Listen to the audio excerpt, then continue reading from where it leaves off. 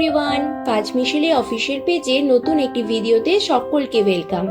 আশা করছি সকলে বেশ ভালো আছো।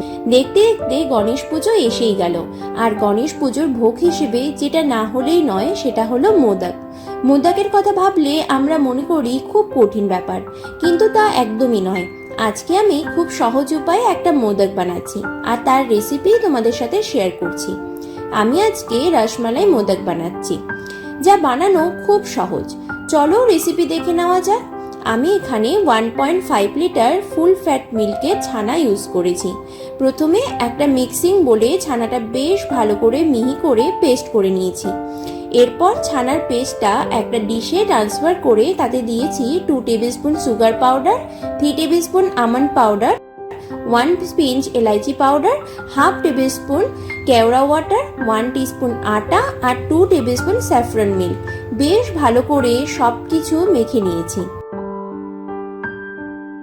এবারে প্যানে 1 টেবিলস্পুন ঘি দিয়ে তাতে 1 টেবিলস্পুন বেসন দিয়েছি। বেসনটা বেশ ভালো করে ঘিয়ে ভেজে নিয়েছি, যাতে বেসনের কাঁচা গন্ধ না থাকে। বেসন ভালো করে ভাজা হলে দিয়েছি ছানার মিশ্রণটা।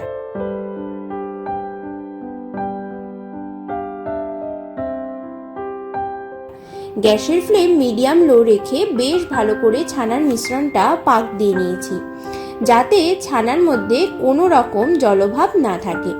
দেখো, ছানার মিশ্রণটা আমাদের বেশ ভালো পাক চলে এসেছে। এবারে গ্যাস অফ করে ছানার মিশ্রণটা একটা প্লেটে তুলে নিয়ে ঠান্ডা করে নিয়েছি। এবারে মোদক বানানোর পালা। তার জন্য আমি একটা এরকম মোল্ড ইউজ করেছি। প্রথমে মোল্ডে সামান্য ঘি পরিমাণ মতন দিয়ে ভালো করে মাখিয়ে নিয়েছি।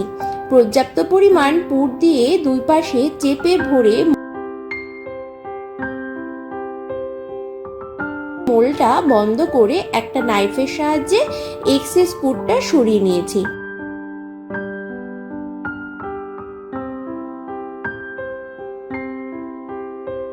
এবারে আমি হালকা হাতে মোদকের মোলটা খুলছি। দেখো কি সুন্দর মোদকগুলো রেডি হয়ে এসেছে।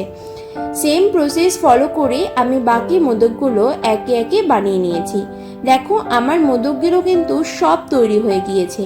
এই মোদকটা কিন্তু আমি খুব সিম্পল ওয়েতেই বানালাম। তোমরা বাড়িতে একবার ট্রাই করে দেখতে পারো। গণেশ পুজো ছাড়াও এমনি যদি কখনো বানাতে ইচ্ছে করে তাও বানাতে পারো। আমার গণেশ পুজো স্পেশাল মোদক কিন্তু তৈরি হয়ে গিয়েছে। আজকের এই মোদকের রেসিপি কেমন লাগলো কমেন্ট সেকশনে অবশ্যই জানিও। Till then, happy cooking and see you soon.